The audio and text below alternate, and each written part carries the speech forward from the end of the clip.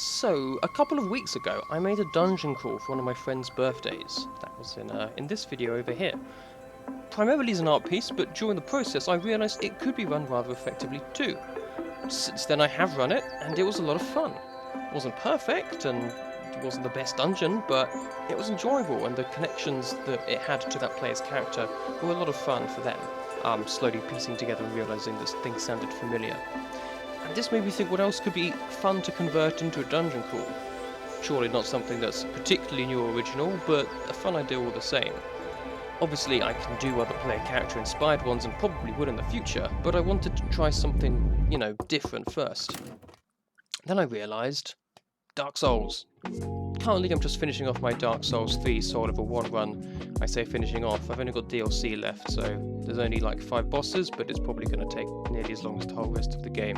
And I've also been making my way back through Elden Ring in preparation for the DLC, as well as bashing my head against the final boss of Lies of P. So safe to say I've been in a very soulsy mood at the present.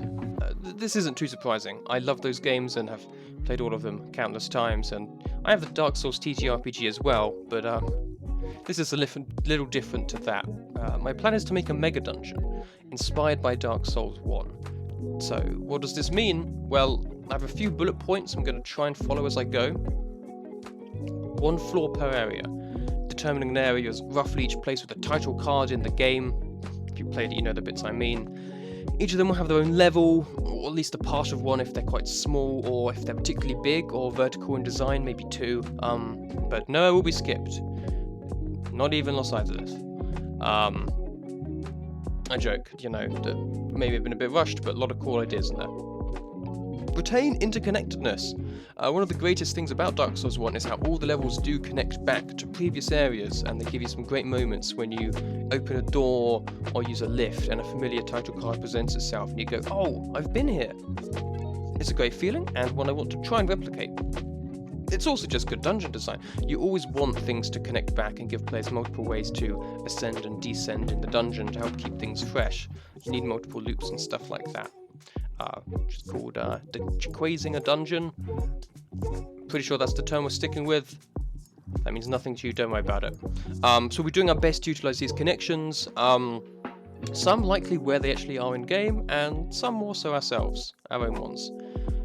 System agnostic. The last dungeon I made was for 5e, as my friend primarily plays that. I, however, don't. I play it on occasion, but prefer Pathfinder 2e or OSE or DCC or Black Ack, and would argue all of those are much better for dungeon crawling than 5th edition is. So I want to come up with ideas in more broad strokes, at least at first. Traps should still be easy enough to work in this fashion. Monsters may be trickier due to how difficulty scaling works in each of these games. So this one may get phased out, or as time goes on I may have to start doing a bit more mechanic-based stuff for systems. We'll have to wait and see. Inspiration, not duplication. I don't want to just be making Dark Souls as a dungeon, more to take some of the concepts of the world design and some of the cool features the areas contain and use those to make a dungeon that feels like its own thing, but that has clear roots if you know what you're looking for. And finally, not necessarily using gameplay elements. We may use things like Estus, the Dark Sign, or bonfires, but I'm not 100% sure. I'm sure there'd be ways to utilize them. Estus is a perfect stand-in for heals. Bonfires eventually can be used for teleporting, so maybe there's something to use them there for down the line. And maybe those two things will still combine together, and there's some minimal healing component. But the Dark Sign, dying and not dying, I don't know, we'll see. They're all additional things that could be added. Same with items, there could be some cool stuff in there that could be fun to use as inspiration. But for now, we're primarily focusing on the map and the aesthetics.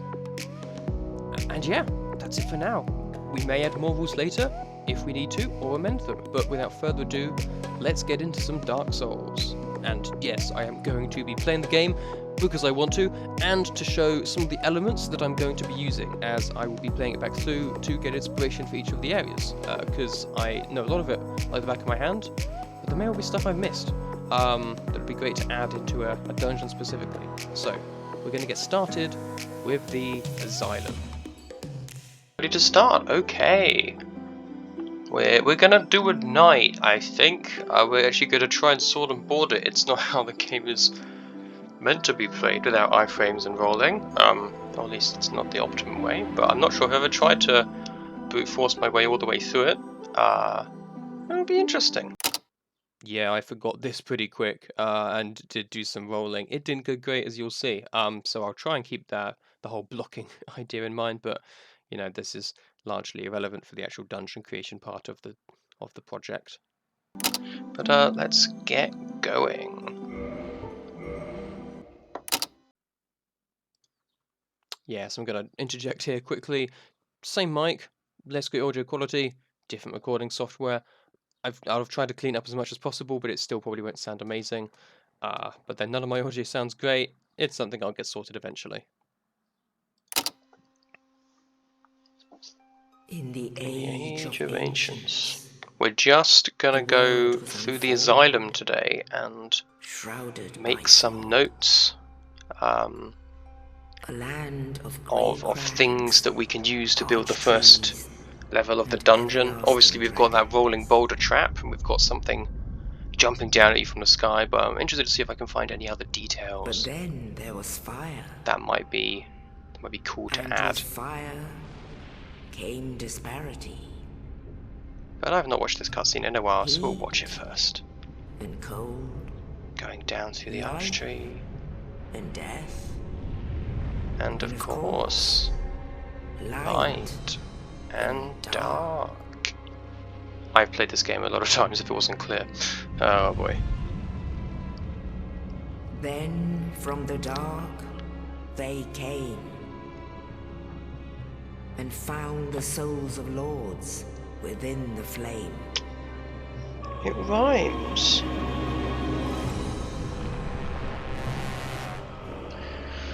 Gravelord Nito! Nito, the first of the dead. However that works.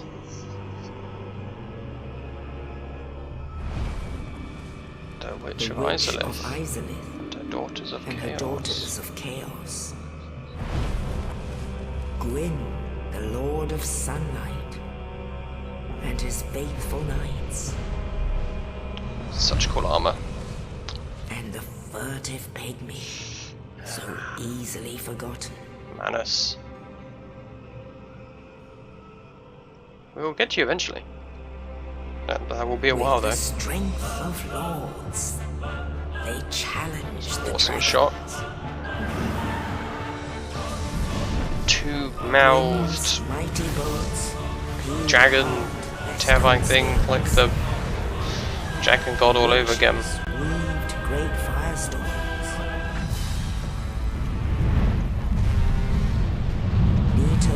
Unleashed a miasma of death and disease, and Seath the Scaleless betrayed his own, and the dragons were no more. Looks a lot more pleasant in his cutscene than when you see him later, which is good.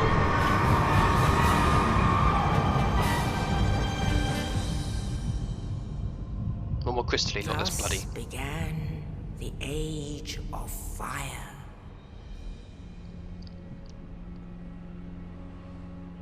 But soon the flames will fade, and only dark will remain. It's the way it's gotta be.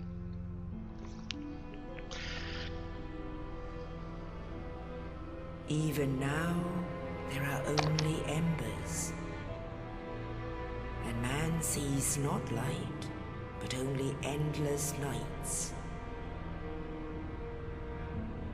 And amongst the living are seen carriers of the accursed dark sign. There we go. Such an iconic symbol. Very familiar to like the One Ring as well, but yeah, it's a little different. That's not always burning. Only sometimes. Rat. Yes, indeed.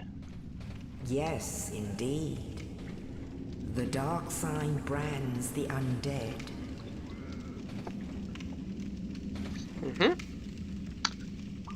And in this land, the undead are corralled and led to the north. To await the end of the world.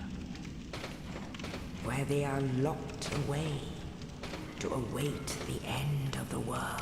Let's forget about that line. Kind of important line. So they're locked away. Because otherwise we could have got out by now. This is your fate. I was looking at the helmet as if it was the fluted set from Demon Souls, so it looked like my neck was really far out. That was odd.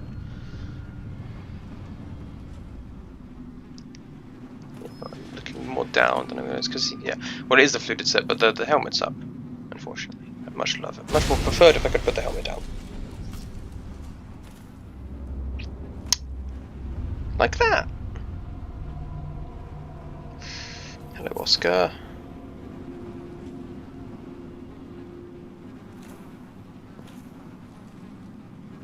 And so it begins. Northern Undead Asylum. There we are. Well, because of how we're recording this, that's going to pop up a few times, but that's fine at the end of the day. Here we are. Hi, I don't think I've played this since the first or second time, maybe. Being dropped the key to the door by Oscar. I imagine when I make this, that the dungeon obviously is going to be underground. You have to come down on a rope or just jump on down first, and you're given a key by someone in town or some, you know, crazy old man, classics like that, with which you open the first door you come to. Maybe not that immediate, maybe there's something else first, but pretty quick. Got all these other rooms here, obviously, that we can't get into. And the sign of things to come, but not for a while. Not sure how we're going to utilise him. Yeah, so this guy is going to be interesting. Kind of alludes to, you know, there being more to see, more to do. I think I'm going to add him in. I have put him in on the updated map, or the location in which he would be. Shows that there's more to explore here, but it's something much bigger and more terrifying that you probably want to deal with until later. And how you get there remains another mystery. So that'll be a fun mystery box for the players to figure out, and for me to figure out how exactly they are able to do that too as we go. He's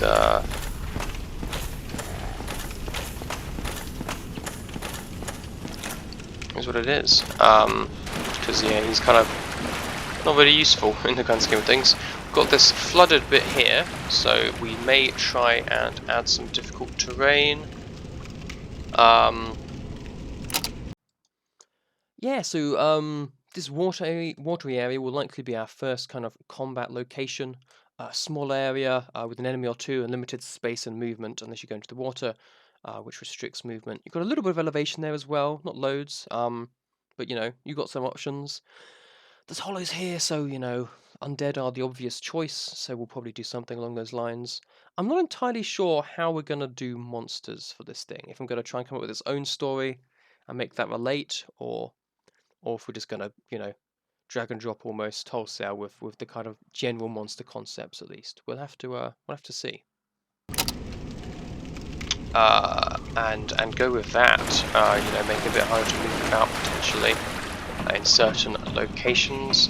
Not everything uses difficult terrain, but movement penalty from the water, stuff like that. A ladder. This one goes up, notably, as it's going to go down. We're going deeper into the dungeon. So this is like our first level. And we'll descend down to another kind of secondary level, which will continue the asylum. And here we have the bonfire. Classic. Go ahead and light that.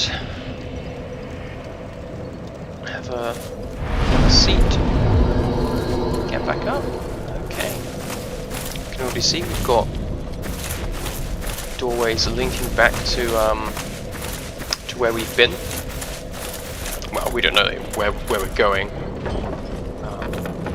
Big open doors to our first enemy, which is going to be a bit tough on its first appearance. Now, obviously, the reason this guy's tough is because we don't have weapons yet. If we're black fire bombs, or we started with our gear like we do on New Game Plus, it's not really that much of a challenge. So how do I replicate this in D&D? Well, that's a good question. So I reckon maybe there's some kind of button they have to press, lever they have to pull, something that means that they can now actually fight this thing on an equal footing, whereas previously they could not.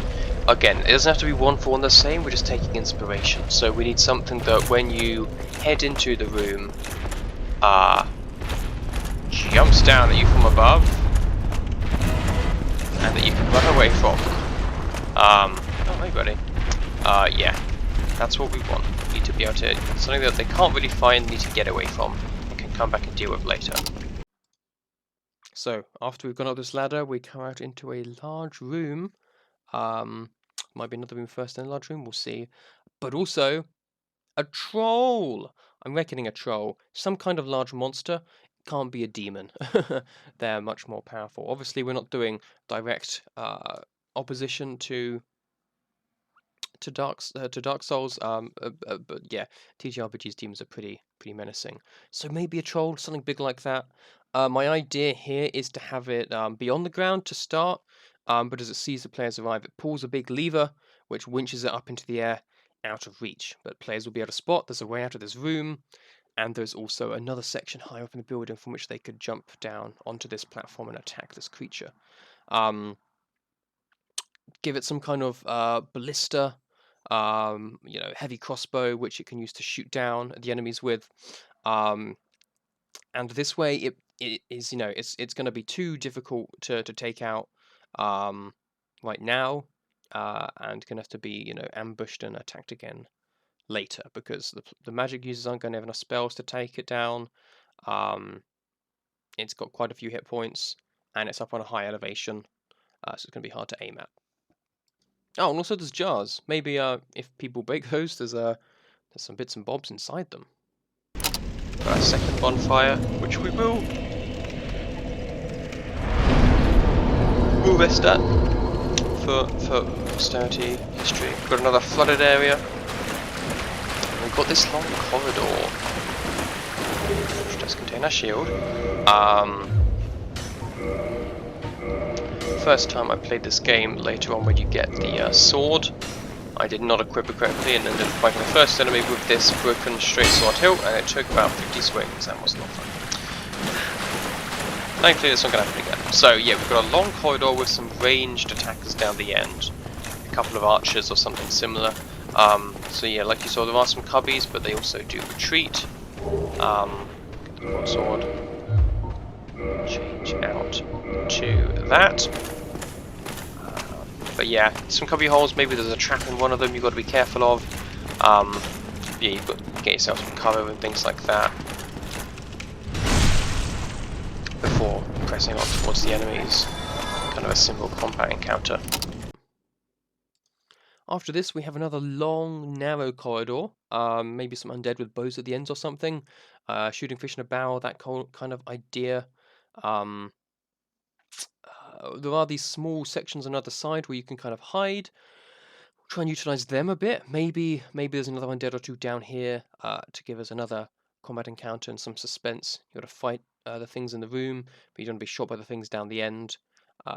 Could be a fun encounter.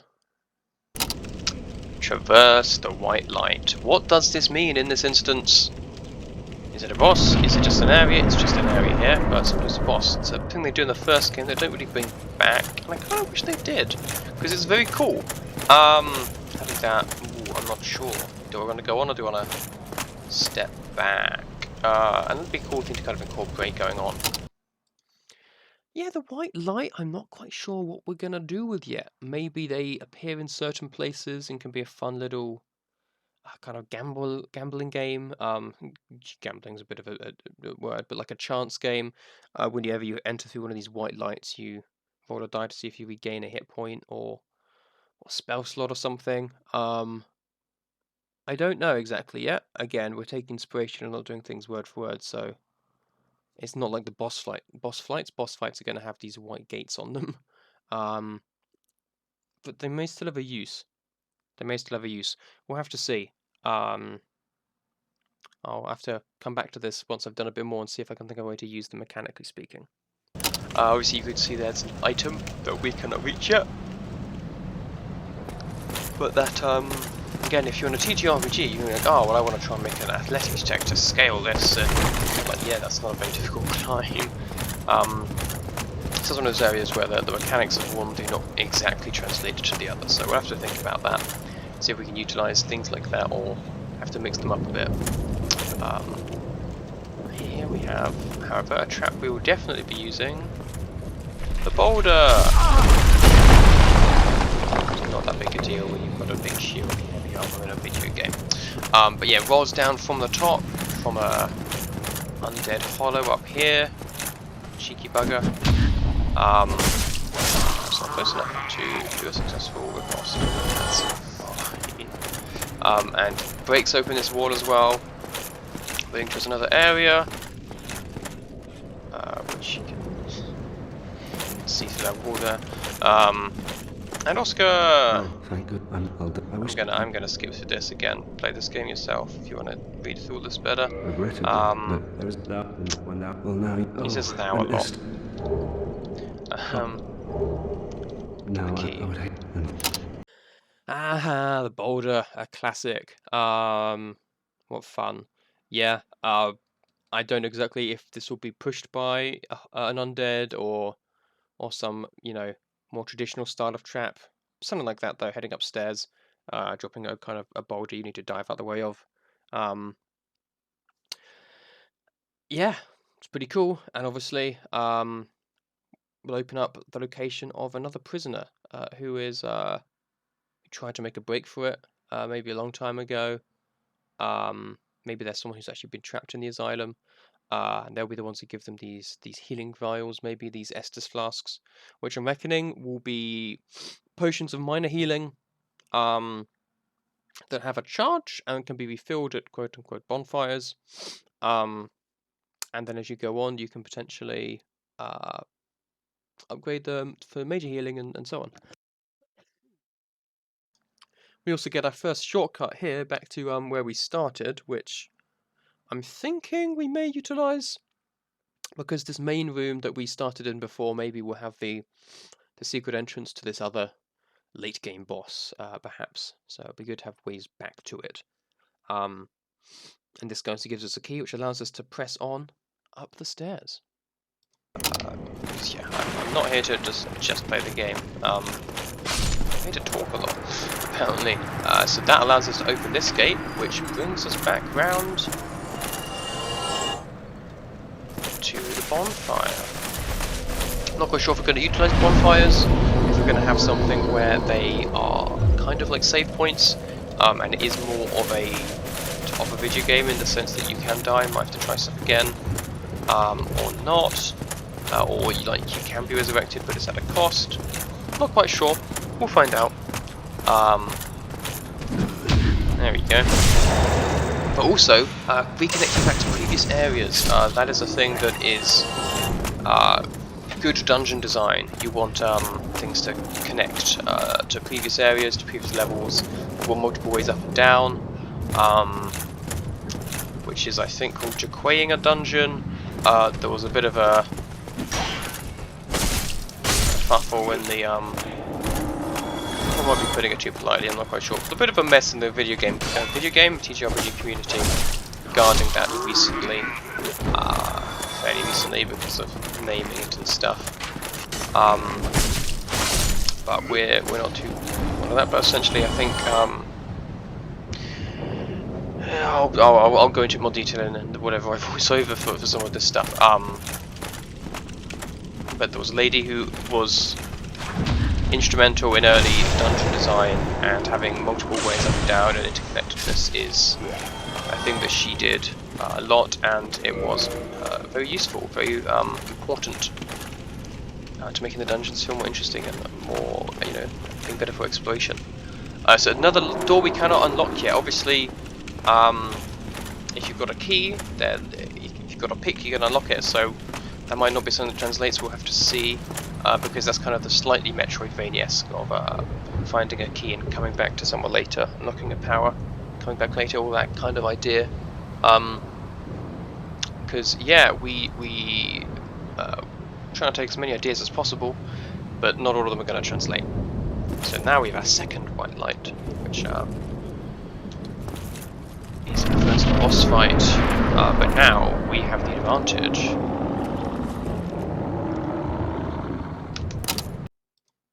And we loop around here to come back to our big end of area fight against this crossbow troll. Cool set piece though, because he's up on an elevated platform with his crossbow.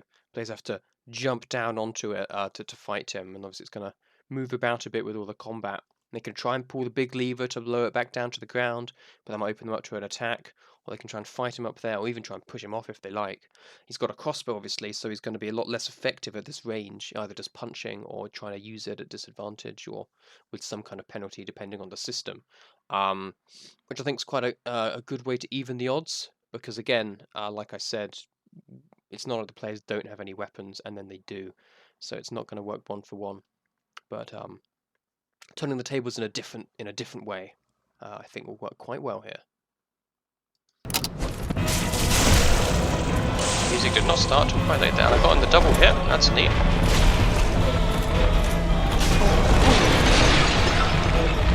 I've come from just playing Dark Souls 3, and oh, this is embarrassing, huh? Bloody hell! Don't lose to the Asylum demon.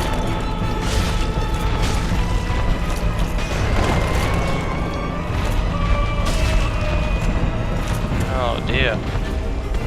That was a bit messy.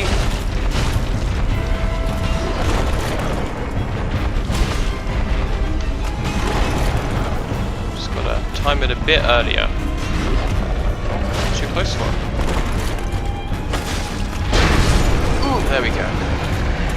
Can tank some of that this time. Oof! I'm not used to being so slow, both in this game and just playing a game that I've been playing loads of P, and I've been playing Dark Souls 3, doing my sort of a one run. And I am distinctly faster in those than I am here. So yeah, that actually, this is going to be maybe a bit more harder than I thought. So yeah, then we've got this final run up to the bird,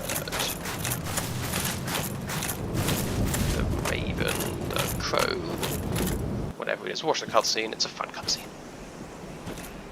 Only in the ancient legends it is stated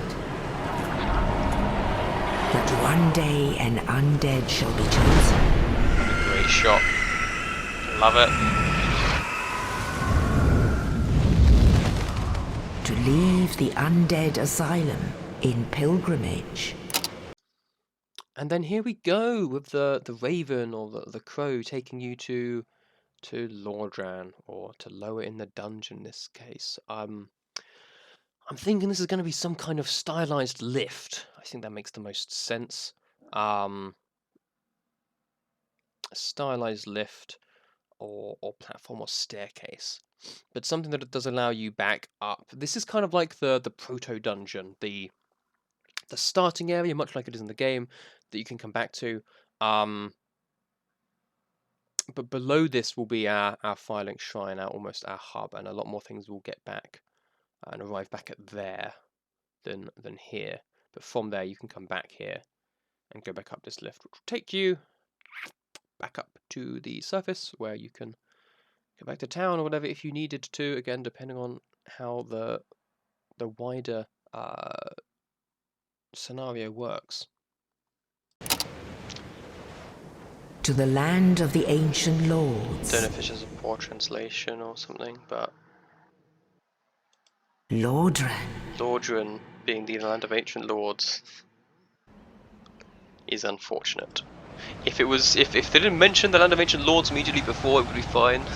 But lords and then Lordran, because the lords ran, they did. It's true. Let's show us the Undead get the aqueduct. Here we go.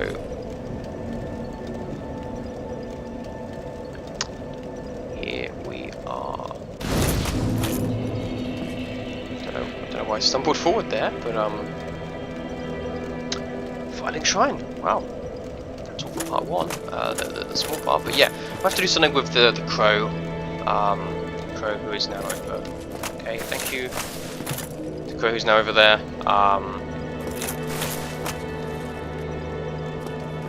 let's see if we can make out something with him, some kind of transportation device, a lift, a crow lift or crow elevator or something like that, could be cool, but yeah, for now,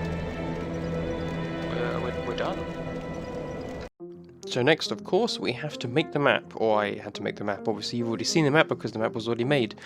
The map you're going to see me making, the one I recorded in the end product, a little different. But yeah, we went around and did the process. We did it as 2 levels on one kind of page because it's got one like large level and there's sub levels.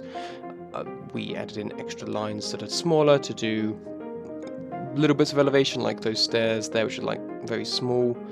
We added in the windows, the kind of jail was there for the larger demon boss fight creature will be for later. Added in the main boss fight area and the loop round. It's the elevator at the end. This is quite a bit different. I kind of forgot parts of the design when I did this. So you've got that bit there with the ranged attacks, but then I just made more of that and forgot about the Estus flask and all the boulder and stuff, which was a bit odd. So that's then a secret room that we're heading on the end, which I think we've kept. And then this sort of stairs up here was meant to lead you back up to where you would fight the boss from. You know, jump out onto that platform. Looks a bit different, as you'll see in the final product, but this was the initial kind of process. So here you can finally see the full finished product in terms of map, at least anyway. Zooming in a little bit, here we have our starting room, our closed off cell, or in this case our entrance, dropping down into the middle here where we have the key to open this door. Moving over a bit, we've got these 5 little jail cell rooms which will contain skull and bones and corpses, or trapped undead perhaps, maybe a little bit of treasure if they explore around, maybe a trap or 2. We're filling in the dungeon in another video, we're just doing the base design. Moving on, obviously, down here we have the bars, as I mentioned, to see whatever larger creature is waiting in this much bigger room. Stairs up to this location here, where we descend a little bit into some slight water, and then even more water under here, where there is going to be an encounter of some kind with probably some sort of undead. Got a couple of elevations here, like we said, and stuff like that. This bit here is all in water, whereas this is above, and then this is like beneath, on your feet really. And then out here we have our ladder, which descends via this cleverly designed line to our second level of the dungeon, slightly lower, slightly beneath. Where we have our first bonfire room. Bonfire would be central here. Not got an exact marker for that yet, but that's where this would be located. We've got this door here, though this is not made known to the players yet. This is it's a hidden door in this version, and of course this door here is where we have our troll who pulls his lever, rises into the sky and starts raining down ballista bolts from above. Players have to run away. Obviously this is where the gangway is, and where the eventual door to the crow themed elevator will be. But for now they have this door over here which will open. If they try this one they will not, which will take them into another small chamber where they can catch their breath, patch up some wounds maybe if they do take any hits from that ballista, before they come to this gauntlet over here where you've got a couple of undead archers down the end shooting at them, and maybe an undead or skeleton or something in this second room here, to mess with them as they try and make their way across and through, despite there being these other rooms, that they can hide in. Should be fun. You follow it round to here, and this is where we've had to update and change the level design a little bit. We've got our dungeon path here which will roll and break open this secret door room to reveal Estus Flask location. I'm not exactly sure how we're going to build that a meeting just yet, whether we will have an Oscar equivalent or something else, or if it will just be they find the vials in there.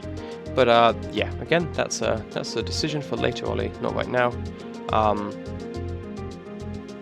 And then over here, we have another room where we've got a couple of undead with weapons and a couple with bows with a simple encounter. Maybe we'll mix it up a little bit more because, again, fighting the same encounter in D&D and TTRPGs is quite different to doing it a couple of times in a video game. And then up here, you come to this set of stairs, which these are on another level, which is why it's a bit jarring that we've got that contrast there, but it's necessary to prove that this is going up a high level again, from where you can jump off and try and attack the troll, pull the lever, get back down and head out here, but also where you can this big old door here, that connects to this room over here where the monsters are. So yeah, that's what we've got. And that's it really for now. The map is designed. I'm pretty happy with it. There may still be some little tweaks and changes, but for the most part, at this point we just need to fill it in. So that will likely be what we do next, because this video has already gone on long enough. So we'll leave you here. But thank you for watching. I hope you found this as interesting, and hopefully as fun as I had fun making it. Bit of a different style of video for the channel, a bit of a different style of video just for me in general. But yeah, hopefully it's interesting, and I look forward to doing more on this project. But until then, I will see you in the next one. Goodbye.